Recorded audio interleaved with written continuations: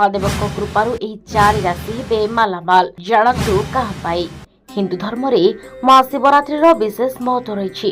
ଭଗବାନ ଶିବ ଏବଂ ମାତା ପାର୍ବତୀଙ୍କ ବିବାହ ଉତ୍ସବ ଭାବରେ ପାଳିତ ହେଉଥିବା ଏହି ପବିତ୍ର ପର୍ବ 2026 ମସିହାରେ ଫେବୃଆରୀ 15 ତାରିଖ ଦିନ ପାଳନ କରାଯିବା ଜ୍ୟୋତିଷ ଶାସ୍ତ୍ର ଅନୁସାରେ ଚଳିତ ଥର ମହାଶିବରାତ୍ରିରେ ଏକ ଦୁର୍ଲଭ ସଂଯୋଗ ସୃଷ୍ଟି ହେବାକୁ ଯାଉଛି, ଯାହା କିଛି ନିର୍ଦ୍ଦିଷ୍ଟ ରାଶି ପାଇଁ ଅତ୍ୟନ୍ତ ଶୁଭ ଫଳଦାୟୀ ହେବ।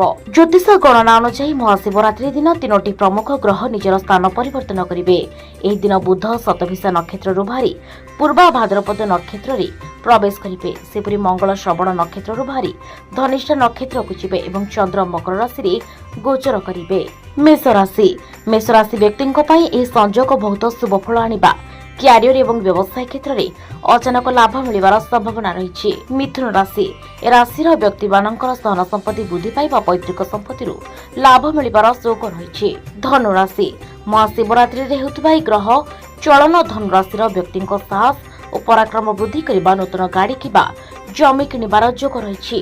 ମକର ରାଶିର ଲୋକଙ୍କ ପାଇଁ ଏହି ସମୟ ଅତ୍ୟନ୍ତ ଅନୁକୂଳ ରହିବା। ବହୁତ ଦିନରୁ ଅଟକି ରହିଥିବା କାମଗୁଡ଼ିକରେ ଗତି ଆସିବା। ନିଜର ବ୍ୟବସାୟ ଆରମ୍ଭ କରିବାକୁ ଚାହୁଁଥିବା ବ୍ୟକ୍ତିଙ୍କ ପାଇଁ ଏହା ଶୁଭ ସମୟ।